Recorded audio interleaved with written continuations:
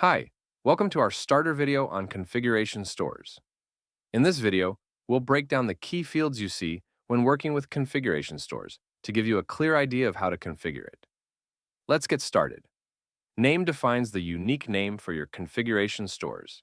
It should be a unique string within your resource group. Location specifies the Azure region where the configuration stores will be deployed. Tags help organize and categorize your resources. They use key value pairs to label the configuration store's instance. Identity section manages the identity settings for your configuration stores. Type defines the type of managed identity for this resource, such as system assigned, user assigned, or none.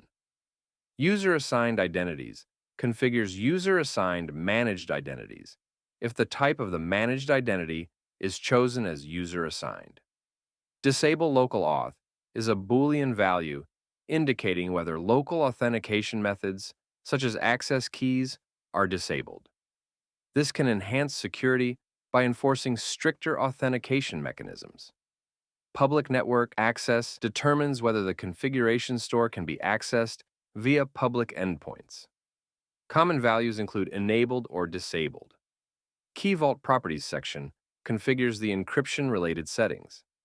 Identity Client ID is the client ID of the managed identity used to access the encryption key in Azure Key Vault.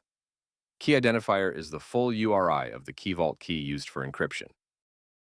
With that, we are done with the fundamental properties of this resource. If you don't want to configure your resource from scratch, you can choose one of the Clofi draft resources, where the fields are populated for you in advance, and the chosen options are explained in detail for your reference.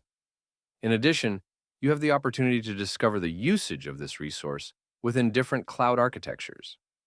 Clofi also generates the infrastructure as code automatically in Terraform Bicep and ARM formats to save you time from tedious work.